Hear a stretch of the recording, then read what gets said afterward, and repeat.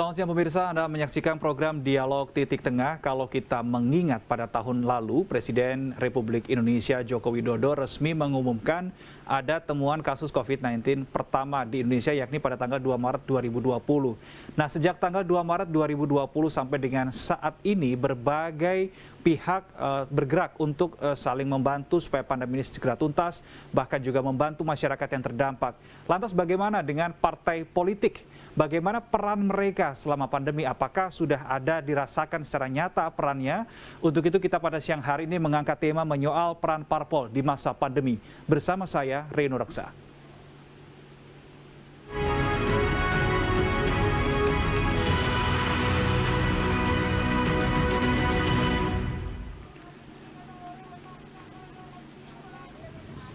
Banyak cara dilakukan untuk membantu sesama, khususnya bagi warga terdampak pandemi, seperti yang dilakukan Pondok Pesantren di Probolinggo dengan mendirikan dapur umum dan membagikan ratusan nasi bungkus.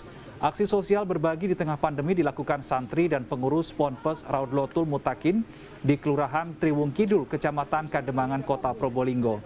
Dalam satu hari, dapur umum Ponpes tersebut mampu membuat 800 hingga 900 nasi bungkus untuk dibagikan. Bahan baku masakan diperoleh dari para donatur dan juga sumbangan warga sekitar. Untuk saat ini nasi bungkus yang dibagikan masih sekitar 1 kali dalam sehari, mengingat tenaga masih belum mencukupi. Namun akan tetapi ke depan jumlah nasi bungkus yang akan dibagikan dalam aksi sosial ini diperbanyak dengan sasaran yang lebih luas. Melihat keprihatinan warga masyarakat dengan pandemi ini dan banyak kejadian di sekitar kita, banyak masyarakat yang kekurangan, sehingga kita berusaha semampu kita untuk membantu mereka lewat dapur umum ini. Dan pemirsa, untuk membahas tema kita pada siang hari ini menyoal peran parpol di masa pandemi, saat ini kami sudah tersambung bersama dengan Surakim Abdussalam, pengamat politik melalui saluran Zoom. Selamat siang Pak Surakim, Assalamualaikum warahmatullahi wabarakatuh. Selamat siang, Waalaikumsalam warahmatullahi wabarakatuh. Apa kabar? Baik Pak Surakim, semoga kita semuanya sehat dan selalu semangat. Pak Surakim, terkait dengan tema kita, menyoal peran parpol di masa pandemi. Tadi di awal sekali saya sudah mengatakan bahwa pandemi ini sudah terjadi sejak tanggal 2 Maret 2020. Dan ini masih berlangsung sampai dengan saat ini. Sorotan Anda secara khusus untuk peran partai politik, seperti apa Pak Surakim? Sebenarnya ekspektasi masyarakat terhadap partai politik itu tinggi. Kendati apresiasi mereka terhadap kinerja partai politik masih dirasakan belum menggembirakan. Karena kita semua tahu bahwa partai politik biasanya bekerja ekstra keras menjelang pemilu. Sementara kerja-kerja politik itu sebenarnya adalah dilakukan sepanjang masa, sepanjang waktu. Nah, tentu partai politik kita di masa pandemi ini seharusnya kemudian lebih banyak membersamai masyarakat. Karena keberadaan pemilih kita itu kian rasional dari waktu ke waktu. Dan karena kian rasional, mereka bisa mempertimbangkan banyak hal, banyak variabel. Kian banyak. Baik, Pak Surakim, yang ditakutkan ketika misal ada partai politik tertentu yang kemudian melakukan aksi sosial seperti itu. Tetapi itu hanya sebatas seremonial dan yang penting adalah terpublish, terberitakan. Namun tidak secara kontinuitasnya tidak terjaga. Bagaimana sorotan Anda mengenai hal ini? Ya, masyarakat akan kian rasional, kian mempertimbangkan banyak hal. Bisa mengkoneksi antara persepsi image mereka dengan kenyataan di lapangannya. Itu semakin erat hubungannya. Jadi apa saja yang dilakukan oleh partai politik melalui media pasti akan dikonfirmasi dalam aksi-aksi tindakan nyata mereka. Jadi hati-hati juga partai politik supaya tidak terlalu banyak mengeksploitasi image dan kesan di medianya, sementara aksi di lapangannya tidak terverifikasi oleh pemilih. Itu malah berbahaya. Baik. Sejak tahun lalu sampai dengan saat ini, kalau menurut Anda sudah sespesifik apa langkah-langkah yang diambil oleh masing-masing partai politik untuk turut membantu pemerintah menangani pandemi? Ya, kalau boleh dikasih skor ya mungkin cukup pun kurang ya. Jadi Skala 1 sampai 10 berapa Pak Surakim skornya? Ya, separuh lah saya. Karena dalam konteks masyarakat mengalami kesusahan, relatif partai politik belum banyak hadir. Bagaimana ketika kelangkaan oksigen, bagaimana ketika pengurusan mayat korban COVID, dan bagaimana isoman ya terutama, itu relatif masih belum banyak partai-partai politik yang bisa membersamai itu.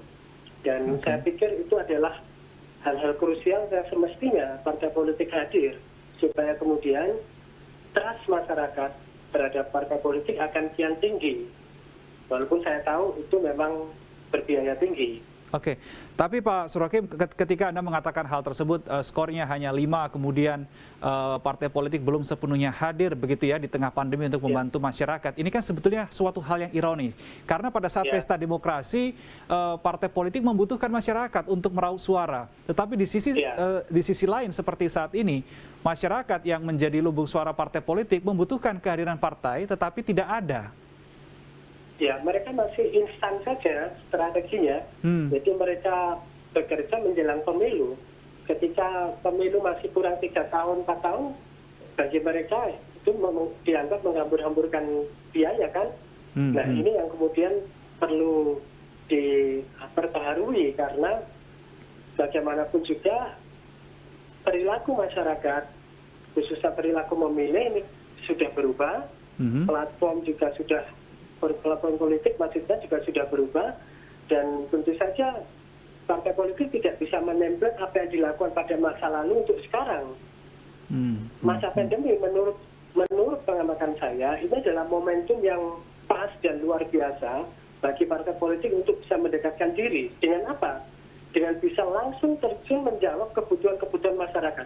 Membersamai mereka pada saat masa sulit ini, saya pikir akan bisa menjadi recall yang bagus di 2024. Berarti bukan hanya sekedar simbolis, seremonial saja Pak Surakim ya? Menurut saya masyarakat sudah bisa mengkoneksikan bagaimana membangun relevansi kebutuhan mereka itu dengan apa yang semestinya harus dilakukan oleh partai politik.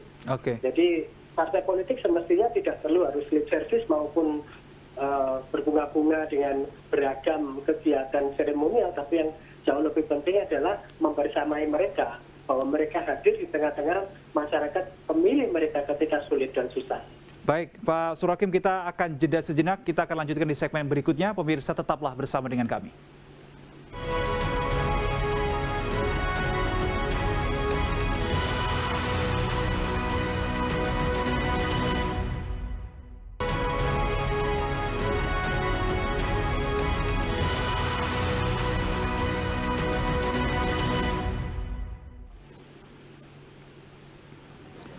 Sejumlah relawan di Kabupaten Magetan menyalurkan bantuan ribuan liter susu segar kepada warga yang melakukan isoman.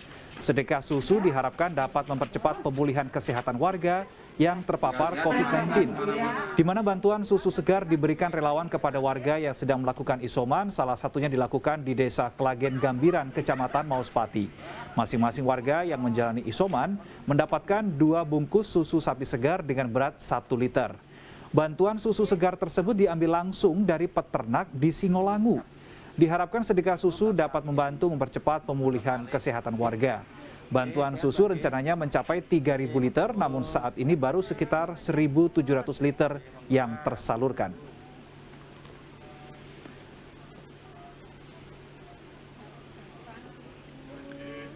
Saya lanjutkan perbincangan saya bersama dengan Pak Surakim Abdul Salam, pengamat politik melalui saluran Zoom. Pak Surakim, sebelum kita menyoroti mengenai dengan hal lain ya, soal berita yang baru saja kita saksikan, yang tergerak justru masyarakat-masyarakat sekitar. Parpol juga tidak terlihat gitu ya secara dominan. Bagaimana sorotan Anda, Pak Surakim? Ya, tentu ini semakin mengukuhkan banyak pendapat bahwa sebenarnya masyarakat ya tidak terlampau dekat dengan partai politik. Jadi sampai sejauh ini kan partai politik itu diapresiasi paling rendah ya oleh pemilih Indonesia. Bahkan citranya dianggap paling rendah di antara lembaga-lembaga negara yang lainnya.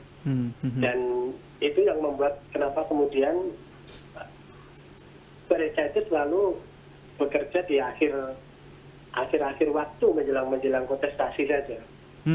Oke. Dan ini sekali lagi sebenarnya tantangan, karena dalam pendapat saya kerja politik itu sebenarnya adalah kerja yang sepanjang waktu.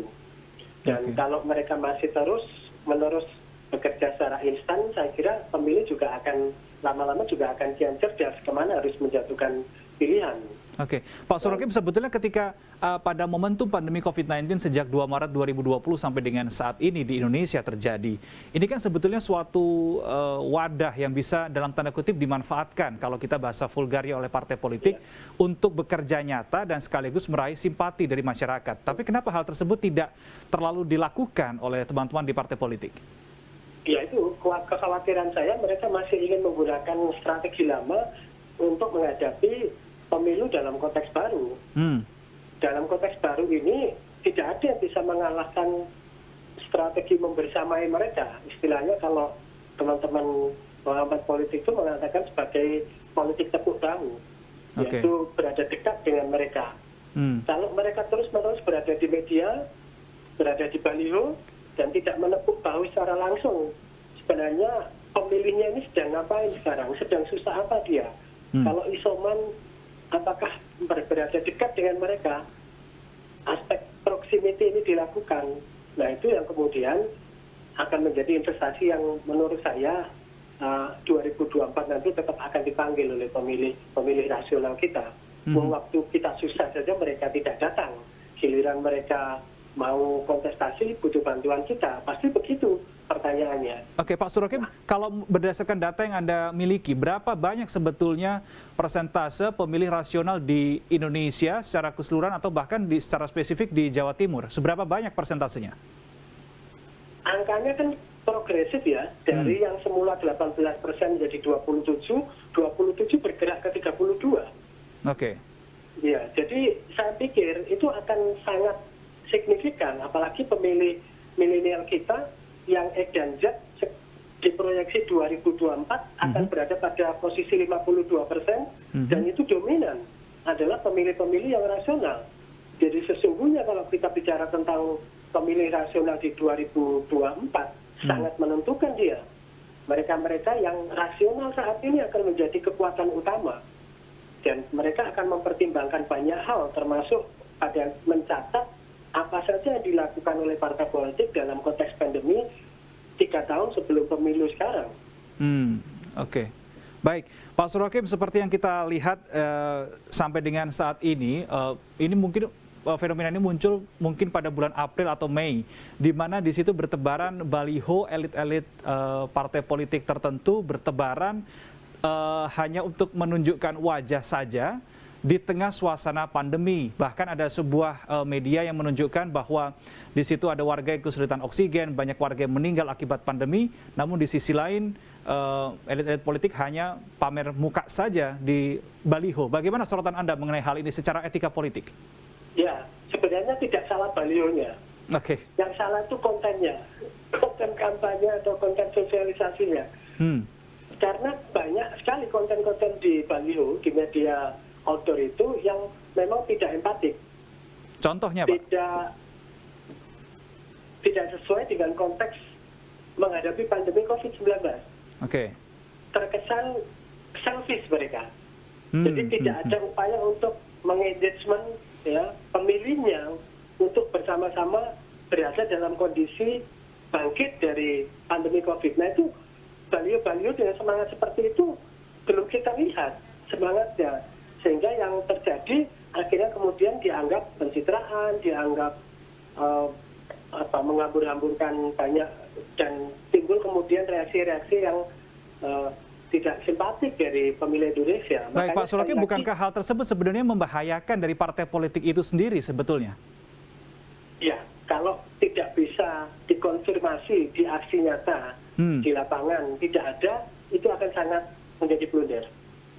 Tetapi perlu memang sosialisasi, karena tidak mungkin kandidat bisa menjangkau hampir 250 pemilih Indonesia atau mungkin 34 juta pemilih Jawa Timur. Oke, baik Pak Surokim, kita saat ini juga sudah tersambung bersama dengan Bapak Arief Fatoni yang merupakan politisi dari Partai Golkar. Saya akan coba sapa. Selamat siang Pak Arief. Selamat siang Mas Rinu. Baik, selamat siang Pak Arief. Terkait dengan tadi saya sudah segmen 1 sampai dengan pertengahan segmen 2, saya sudah berbincang dengan Pak Surokim mengenai dengan peran partai politik di masa pandemi. Ada sebuah catatan di mana sejak tahun 2020 sampai dengan saat ini partai politik terlihat masih kurang maksimal untuk berada bersama, bersebelahan dengan masyarakat di tengah pandemi untuk keluar bersama-sama dari nuansa pandemi ini. Apa sorotan Anda, apa pendapat Anda? Ya, saya pikir kalau itu pendapat ya sah-sah saja. Tapi kami di Partai Golkar itu diajari daripada menyalahkan kegelapan, mengutuk kegelapan, lebih baik kita menyalakan lilin sebagai lentera kehidupan. Artinya apa? Kita semua menyadari bahwa pandemi COVID ini tidak hanya sekedar meluluhlantahkan sektor kesehatan kita, tetapi juga membuat ketahanan ekonomi masyarakat ini begitu rapuh. Nah, berangkat dari hal itu, dari catatan kami, sejak April tahun 2020, kami Partai Golkar dengan swadaya kader itu kemudian mencoba meringankan beban masyarakat melalui bantuan paket-paket sembako yang kami kirimkan kepada masyarakat. Tentu itu tidak semua bisa menjangkau 3 juta masyarakat Surabaya katakanlah.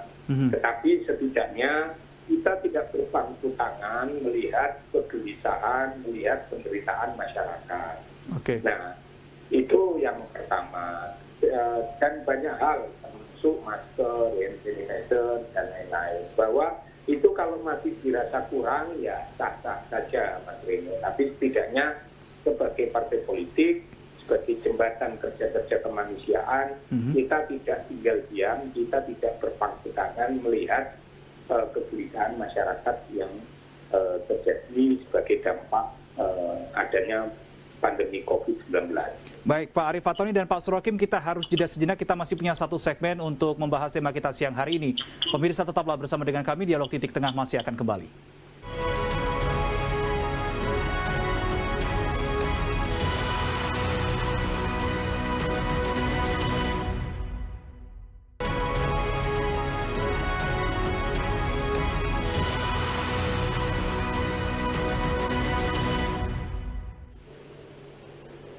Menyoal peran parpol di masa pandemi masih menjadi tema kita pada siang hari ini pemirsa, dan saya masih tersambung bersama dengan Bapak Surokim Abdussalam selaku pengamat politik yang tersambung melalui saluran Zoom. Kemudian ada Bapak Arief Fatoni yang merupakan politisi Golkar. Saya kembali ke Pak Arief Fatoni sebelum ke Pak Surokim. Pak Arief, terkait dengan adanya politik baliho yang bertebaran tahun ini di tengah suasana pandemi yang menurut beberapa kalangan ini dirasa kurang elok. Apa pandangan Anda?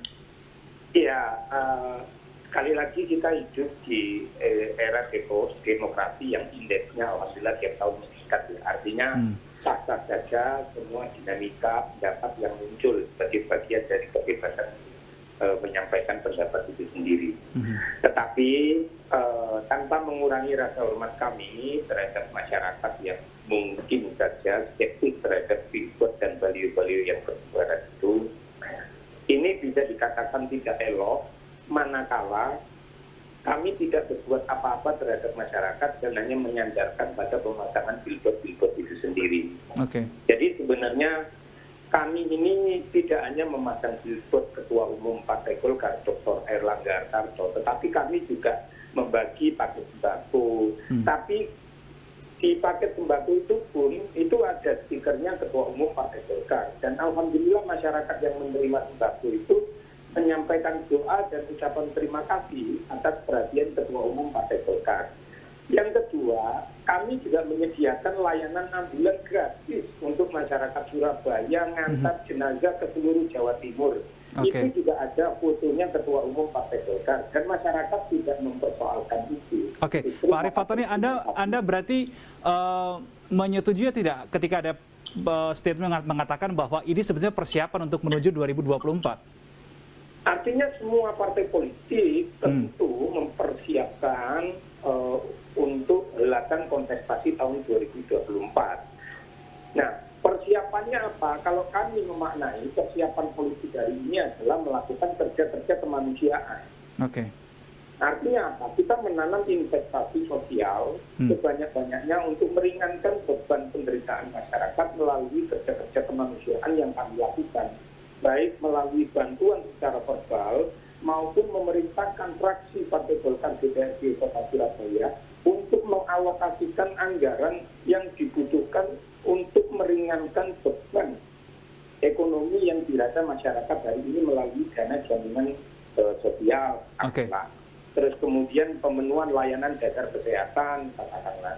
Jadi sebenarnya ikhtiar ini tidak satu arah. Gitu. Jadi kami melakukan banyak hal dan memasang billboard itu hanya salah satu saja, Mas Rino. Oke.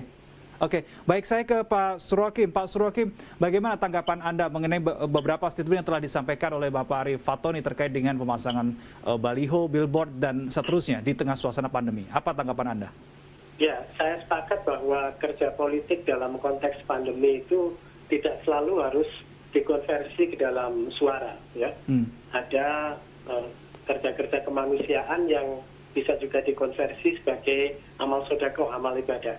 Jadi saya sepakat dengan hal itu dan mendukung tidak selalu apa yang dikerjakan oleh partai politik 3 tahun sebelum kontestasi ini harus bermakna dikonversi ke dalam suara dan elektabilitas. Kalau tujuannya hanya sekedar itu, ya memang bekerja saja nanti setahun atau 6 bulan menjelang pemilu. Tetapi ini adalah kerja kemanusiaan di mana pemilih butuh dibersamai, butuh dibesertai. Di mana mereka kesulitan, partai-partai politik berada di sana, ada di sana. Itu saya kira akan merekol, akan menjadi panggilan yang baik untuk 2024 nanti. Baik, terima kasih Bapak Surhakim Abdul Salam, pengamat politik, dan juga ada Bapak Arief Fatoni, politisi Partai Golkar. Terima kasih Bapak-Bapak sudah hadir dan bergabung bersama kami dalam program Dialog Titik Tengah. Pemirsa, demikianlah akhir dari Dialog Titik Tengah menyoal peran parpol di masa pandemi. Satu hal yang saya garis bawahi di sini adalah bagaimana partai politik manapun ini bisa hadir bersama dengan masyarakat di tengah pandemi secara nyata, karena ini juga secara otomatis akan merecall pemikiran masyarakat di pesta demokrasi tahun 2024 mendatang. Terima kasih atas kebersamaan Anda. Sampai jumpa.